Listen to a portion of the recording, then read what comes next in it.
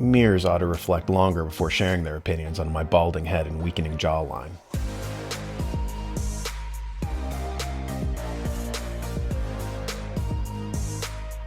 Alvin Toffler, in his book The Third Wave back in 1980, talked about what it meant when our economic system searches for new markets. The Republican Party likes this talking point, as well as counterfeit conservative groups, the importance of finding new markets, and how that's a good thing. But what does it actually mean? Toffler says that this is a euphemism. Our economic system has to keep expanding because if it doesn't, says Toffler, it'll collapse. So corporations go into developing countries with natural resources, stage coups, install a dictator, and set about creating their new markets. One way of getting things started is by having the dictator round up the men in the villages and force them into the quarries to dig up materials for cell phones or electric vehicles. They dig up silicon, tellurium, copper, cobalt, and so forth. The problem with forcing these people into the mines is that they now don't have anybody to tend the farms. Prior to Western corporations making these new markets, these people were outside the money system. They grew their own food, made their own shelter, fashioned their own clothes, and so forth. They didn't really need to buy anything. However, now that the men are down in the mines, they don't have anyone tending the fields. As a result, they need money to buy food. This opens opportunities for Western corporations to sell them food. So we just created a new market. But where do they get the money to buy these new goods from Western stores? Now the women have to go to work to generate income. With the men in the mines and the women down in the workplace, the culture of the nation collapses as no one is there to pass on the oral traditions to the children. They no longer get their legends, history, or religious instruction. Toffler comments that that's when Western NGOs come in, bringing schools that teach them Western values instead of their own traditional culture. Gone are their own gods, and in their place are things like gay marriage and feminism. Toffler comments that the Western schools basically teach three things. 1, punctuality. 2, obedience. And 3, the ability to do repetitive tasks. Once these lessons are learned, the kids are shuffled off into the mines where they work with their fathers. Like in the Democratic Republic of Congo, where 40,000 children work in the cobalt mines. No Congo, no fun.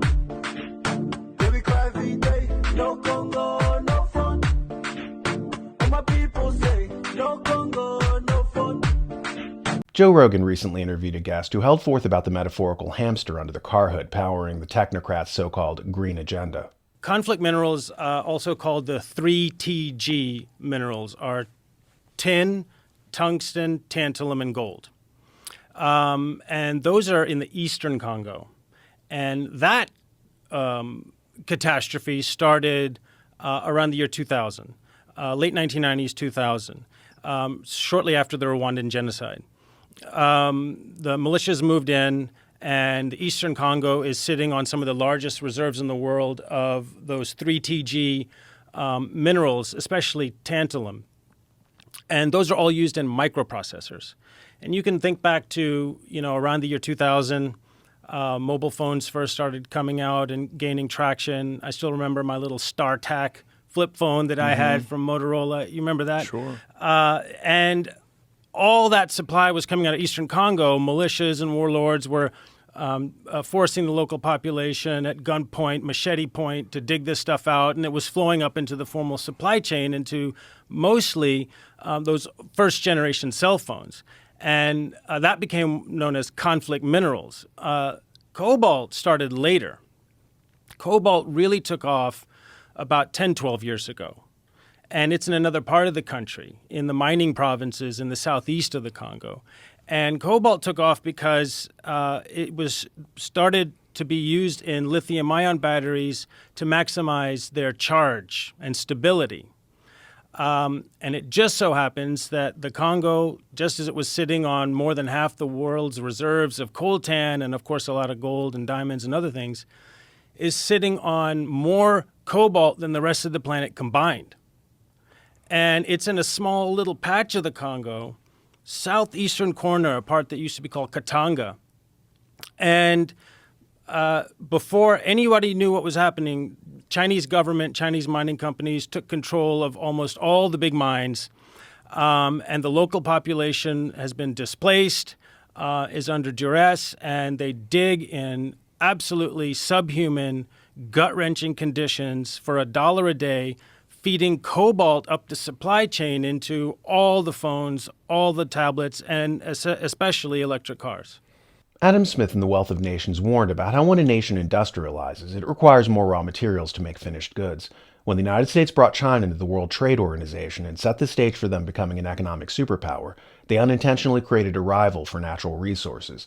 Like in the article, US-China's struggle for Democratic Republic of Congo resources intensifies. In it we read, as the US intensifies its efforts to cut China off from advanced semiconductors, it is also making a run at the world's most important source of minerals used in tech, the Democratic Republic of Congo. At any rate, note the rise of warlords and civil wars to destabilize these countries and hand over the raw materials to foreign corporations. These warlords and militias are of course trained, armed, and funded by external mercantile powers who want those raw materials, and the slaves used to mine them. Keep that in mind the next time that someone virtue signals about their electric vehicle. It's morally tantamount to the British using rickshaws in the 19th century. By the way, a wonderful article on energy policy is in the latest New American magazine entitled Back to Energy's Future by Jeffrey Mann. Its subtitle is Radical Environmental Net Zero Goals on So-Called Renewable Energy Sources Which Promise to Turn Society to Pre-Industrial Revolution Conditions. Herbert Spencer in the 1870s lamented the cognitive limitations of people not being able to untangle proximate causes from remote causes. By having you look at the proximate electric vehicle, they want you unaware of the remote causes of that car. What was marketed to you as ethical and pro-Gaia, the stuff of Star Trek, is, as we said, little more than the hamster wheel under the car hood. What was sold to you in the foreground as a sleek new electric vehicle, to replace that old gas guzzler, was in reality a way to get the oligarchs to be able to shut off your car remotely, setting the stage to make you every bit as much of a slave as the person who built the car. Our freedoms are under attack, yet the loss of freedom is not inevitable.